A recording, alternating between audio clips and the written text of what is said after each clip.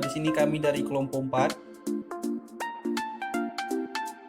Perkenalkan, nama saya Syahnas Priska Putri Nasution. Perkenalkan, nama saya Suci Azrina Haris Kumbang. Perkenalkan, nama saya Dinda Khairunisan. Nama saya Berkat Astamanjaya Halawa. Halo, selamat siang semuanya. Di sini kami dari kelompok 4 akan menjelaskan tugas mini skripsi mata kuliah Pegajian Stok dengan judul kami Gajian Stok dan Kebiasaan Makan Ikan Tembung di Perairan Teluk Pelabuhan Ratu dan Ikan Swanggi di Perairan Teluk Pelabuhan Ratu. Forbertalenvi merupakan model pertumbuhan yang berkaitan dengan proses panjang, berat, dan ukuran, di mana kita dapat mengetahuinya dengan rumus LT sama dengan L infinitif dikali 1 dikurang EXB pangkat midcat dikali T dikurang T0, di mana LT merupakan ukuran pada saat umur T, L infinitif merupakan panjang maksimum secara teoritis, K merupakan koefisien pertumbuhan, K0 merupakan umur teoritis pada saat pertumbuhan panjang 0. Jadi LC itu adalah panjang ikan yang ke-50% dari ikan tertangkap di suatu perairan. Untuk mendapatkan ukuran ikan pertama kali tertangkap, menggunakan sebaran frekuensi panjang ikan, yang kemudian akan dianalisis dengan menggunakan pendekatan persamaan normal, di mana kelas panjang yang mempunyai nilai panjang cagak tertinggi merupakan panjang ikan pertama kali tertangkap. Selanjutnya saya akan membahas laju mortalitas dan laju eksploitasi. Pada laju mortalitas adalah sebuah peluang kematian ikan tertentu pada interval waktu tertentu. Mortalitas atau kematian biasa disebabkan oleh kematian secara alami dan kematian secara buatan atau penangkapan. Kematian secara alami disebabkan oleh lingkungan perairan yang tidak sesuai oleh biota tersebut, kekurangan makanan, pemangsaan, penyakit, dan umur yang sudah tua. Sedangkan kematian secara buatan itu disebabkan karena penangkapan nelayan, ikan-ikan yang ditangkap gitulah pokoknya. Parameter mortalitas meliputi ada mortalitas alami, mortalitas penangkapan, dan mortalitas total. Lalu ada laju eksploitasi. Laju eksploitasi adalah jumlah ikan yang ditangkap dibandingkan dengan jumlah total ikan yang mati karena semua faktor, baik alami maupun buatan atau penangkapan. Nah, selanjutnya itu model yield per recruitment relatif. Nah, model yield per recruitment relatif ini, nah biasanya itu merupakan salah satu model yang dipergunakan sebagai dasar-dasar strategi ya dalam pengolahan perikanan. Nah, ini kita ambil di Beverton Hall dan kawan-kawannya. Nah, untuk model yield per recruitment relatif ini juga memiliki rumus ya teman-teman, bagaimana cara mengolahnya. Nanti rumusnya bisa dilihat dari gambar. Nah, selanjutnya saya akan menjelaskan model prey predator. Nah, di dalam suatu ekosistem itu biasakan terdiri suatu organisme yang hidup dalam suatu komunitas, dan ada tuh faktor-faktor abiotik yang berinteraksi dengan organisme tersebut. Nah, di sekumpulan ini organisme itu kan ada populasi dan sejenisnya yang berinteraksi dengan individu dan populasi lainnya. Jadi model prey predator ini merupakan sistem persamaan non-linear dan tidak ada cara yang diketahui untuk menyelesaikan secara eksplisit. Nah, meskipun demikian, dikemungkinkan atau menggunakan teori kualitatif. Nah, itu menggunakan sistem semacam itu gitu. Biasanya model ini sederhana teman-teman yang digunakannya. Itu model Lokta dan Volterra. Pertumbuhan prey mengikuti pertumbuhan mutlus. Untuk model prey predator ini biasa juga itu digunakan dengan paling sederhana ya teman-teman ya. Itu model dari Lokta dan Volterra. Nah, model ini juga memiliki beberapa rumus. Untuk teman-teman semua nanti bisa dilihat juga dari gambarnya. Saya akan menjelaskan tentang LC. LC didefinisikan sebagai panjang ikan di mana 50% ikan dipertahankan dan 50% ikan dilepaskan oleh suatu alat tangkap. Rumus LC adalah S1 per S2. S1 adalah nilai intercept, sedangkan S2 adalah nilai slope. Hasil yang didapatkan dari ikan swanggi, nilai LC-nya yaitu sebesar 21,14893. Hal ini dipengaruhi oleh alat tangkap sehingga tangkapan ikan berbeda-beda. Sedangkan untuk ikan tembang, hasil nilai LC-nya adalah 12,4265. Selanjutnya, saya akan membahas tentang pertumbuhan von Bertalanffy.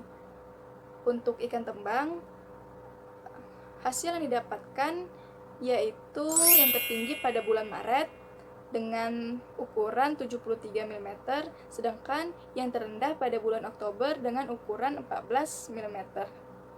Pertumbuhan ikan tembang sangat cepat kemudian mulai melambat sampai mencapai ukuran panjang maksimumnya.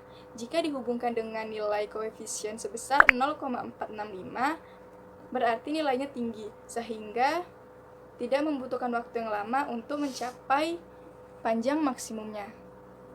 Sama halnya dengan ikan tembang, ikan suanggi juga memiliki pertumbuhan yang cepat dan kemudian mulai melambat dengan nilai koefisien sebesar 0,46371 yang berarti nilainya tinggi. Selanjutnya, saya akan membahas tentang mortalitas dan laju eksploitasi. Sebelum masuk kepada hasil ikan tembang dan ikan suanggi, kita akan menjelaskan tentang mortalitas. Nah, mortalitas ini terbagi 3. Yang pertama ada mortalitas total, mortalitas alami, dan juga mortalitas penangkapan. Hasil yang didapat pada mortalitas ikan tembang, mortalitas totalnya sebesar 1.380, nilai mortalitas alaminya sebesar 1.012, nilai mortalitas penangkapannya sebesar 368. Hasil yang didapat dari VSAT dengan 100 data panjang ikan tembang. Predasi menjadi faktor yang umum terhadap mortalitas alami. Laju mortalitas penangkapan lebih kecil daripada mortalitas alami. Laju eksploitasi ikan tembang di Teluk Pelabuhan Ratu sebesar 0,266, yang berarti 26,6% mortalitas disebabkan oleh aktivitas penangkapan. Untuk ikan suanggi, hasil yang didapat dari ikan suanggi di Pelabuhan Ratu, mortalitas totalnya sebesar 4,784, mortalitas alaminya sebesar 0,91324, mortalitas penangkapannya sebesar 3,871. Pada hal ini, mortalitas penangkapan lebih besar daripada mortalitas alami. Laju eksploitasinya yaitu sebesar 0,89, yaitu 80% mortalitas disebabkan oleh aktivitas penangkapan. Saya akan menjelaskan dari prey predator, di mana persamaan Lotka-Volterra juga dikenal sebagai sistem persamaan predator-prey. Persamaan ini adalah persamaan yang masih sederhana dengan asumsi dasar dari persamaan Lotka-Volterra, yaitu populasi mengalami pertumbuhan dari peluruhan secara eksponensial, di mana laju perubahan prey akan meningkat karena dipengaruhi oleh laju pertumbuhan prey dengan mengikuti model logistik dan akan menurun karena adanya laju predasi yang mengikuti model Holling dan adanya faktor pemanenan. Laju perubahan predator akan meningkat karena laju pertumbuhan predator akibat laju predasi dan menurun saat tidak ada prey. Selanjutnya yaitu koefisien ketergantungan pada prey predator. Berikut adalah tabel dari koefisien ketergantungan. Apabila nilai koefisien A, B, C, D, dan E lebih kecil dari 0, maka hubungan ketergantungan antar spesiesnya adalah kompetisi. Dan apabila nilai koefisien A, B, C, D, dan E ada yang negatif dan positif, maka hubungan ketergantungan antar spesies adalah predator mangsa. Selanjutnya saya akan menjelaskan yield per recruitment atau disingkat dengan YPR, di mana YPR ini dihitung pada tiap umur mingguan dengan mengalihkan biomasa rata-rata dengan mortalitas penangkapan atau disingkat dengan F. Yield per recruitment pada ikan tembang dan ikan suanggi. Berikut adalah kurva relatif yield per recruitment VSAT dari tingkat eksploitasi optimum dan maksimum berdasarkan nilai LC yang berbeda ikan suanggi. Hasil analisis menunjukkan bahwa nilai dugaan Y per R pada hasil ini adalah sebesar 0,0140 gram per rekrut. Berarti bahwa dalam setiap rekrut ikan suanggi terdapat 0,0140 gram yang dapat diambil sebagai hasil tangkapan. Nilai E atau eksploitasi ini diperoleh sebesar 0,363 dengan Y per R sama dengan 0,05 gram per rekrut. Sedangkan nilai dugaan atau E optimum sama dengan 0,12 dengan Y per R sama dengan 0,06 gram per rekrut. Hal ini menunjukkan bahwa hasil tangkapan ikan suanggi di perairan tersebut belum memperlihatkan adanya lebih tangkap karena nilai eksploitasi sekarang baru mencapai 35% dari nilai E optimumnya. Berikut adalah kurva hubungan yield per recruitment terhadap tingkat eksploitasi ikan tembang.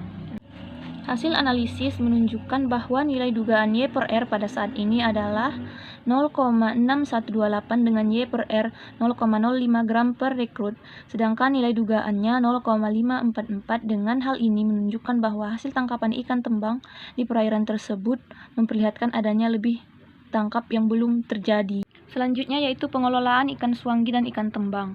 Berdasarkan hasil analisis yang diperoleh, diketahui bahwa stok ikan tembang telah mengalami penurunan dan terjadi kondisi tangkap lebih atau overfishing yang diduga lebih lanjut termasuk kondisi growth overfishing. Nah, yang kedua itu yaitu pengelolaan ikan suanggi, di mana pengelolaan ikan suanggi ini penting untuk dilakukan agar pemanfaatannya menjadi optimal. Namun, pengkajian tentang ikan ini belum banyak dilakukan. Salah satunya yaitu aspek kebiasaan makannya. Oke teman-teman, sampai di sini aja penjelasan kami tentang mini skripsi kami. Untuk teman-teman semua yang mendengarkan dan melihat hasil penjelasan kami ini, jika ada salah kata, mohon maaf. Dan juga untuk teman-teman dan Bu dosen semuanya, tetap jaga kesehatan, tetap untuk saat ini walaupun kita udah new normal, tetap harus berjarak dengan orang lain dan tetap strong. Terima kasih.